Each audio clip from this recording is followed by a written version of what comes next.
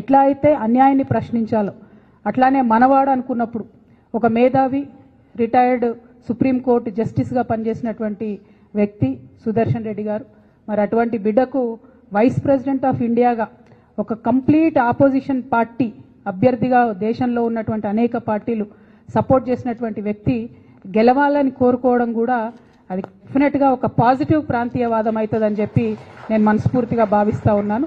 ఇది పార్టీలకు అతీతంగా తెలంగాణ బిడ్డ కాబట్టి ఆయనకు ఒక అవకాశం వచ్చింది కాబట్టి. అంటే నేను ఒక వ్యక్తిని ఎప్పుడు జీవితంలో మర్చిపోలేను. శేషన్ గారు అని ఉండే, టిఎన్ శేషన్ గారు అని. ఆయన వచ్చేంత వరకు కూడా ఎవరికి అసలు భారతదేశంలో ఎలక్షన్ కమిషన్ అని ఒకటి ఉందని మా సామాన్య ప్రజలకు తెలియదు. కానీ ఆయన వచ్చిన తర్వాత ఆ పోస్టుకు వన్నే వచ్చింది.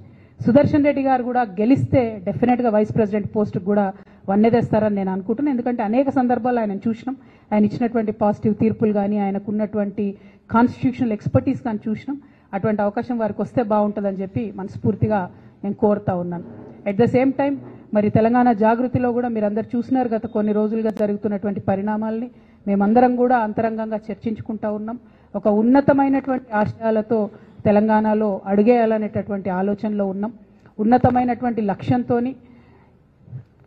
సాధించుకున్నటువంటి భౌగోళిక తెలంగాణని పరిపుష్టం చేయాలంటే సామాజిక తెలంగాణ సాధన కోసం తెలంగాణ చెమ్మన్ గారికి స్వాగతం. గౌరవనీయులు నవీనాచారి చెమ్మన్ గారికి ప్లేస్, ప్రముఖ కవి చెమ్మన్ గారికి స్వాగతం. భౌగోళిక తెలంగాణను సాధించుకున్నటువంటి భౌగోళిక తెలంగాణలు సామాజిక తెలంగాణ సాధించే వరకు కూడా తెలంగాణ జాగృతి కార్యకర్తలు విశ్రమించారు. మరి తెలంగాణ సామాజిక తెలంగాణ సాధించాలంటే అన్ని వర్గాలకు సరైనటువంటి అవకాశం వచ్చే విధంగా, అన్ని వర్గాలకు సరైనటువంటి స్వేచ్ఛ వచ్చే విధంగా, అన్ని వర్గాలకు సమున్నతమైనటువంటి సంపద వచ్చే విధంగా తెలంగాణ జాగృతి కృషి చేస్తుందని ఈ సందర్భంగా తెలియజేస్తా ఉన్నాను. ఎట్ ద సేమ్ టైం మరి సామాజిక తెలంగాణ సాధన కోసం ఎటువంటి మార్గాన్ని ఎంచుకోవాలనేటటువంటి ఆలోచన చేయడం కోసం మరి ఆనాడు కేసీఆర్ గారు చెప్పినటువంటి మార్గాన్ని కూడా తీసుకుంటాం. తెలంగాణ సాధన కోసం నేను బొంత పురుగునైనా ముద్దు పెట్టుకుంటాను కేసీఆర్ గారు చెప్పారు. సామాజిక తెలంగాణ సాధన కోసం తెలంగాణ జాగృతి నుండి మేము లెఫ్ట్ టు రైట్ ప్రతి ఒక్కరిని కలుస్తాం, మేధావులందరినీ కలుస్తాం, కవులు రచయితలందరినీ కలుస్తాం, వారి యొక్క ఒపీనియన్స్ తీసుకుంటాం. తెలంగాణలో కేసీఆర్ గారి హయాంలో జరిగినటువంటి మంచినంతటి కూడా మనం ఇంకా ఎట్లా తీసుకొని వెళ్ళగలుగుతాం, ఇంకా పరిపుష్టంగా ఎట్లా చేయగలుగుతాం, ఆనాడు చేయకుండా మిగిలిపోయినటువంటి కొన్ని పనులు ఎట్లా ఉన్నాయి, మళ్ళీ మూడోసారి కూర్చుంటే కేసీఆర్ గారు తప్పకుండా సామాజిక తెలంగాణ సాధనలో బలీయంగా కృషి చేసేవారని నేను నమ్ముతున్నాను.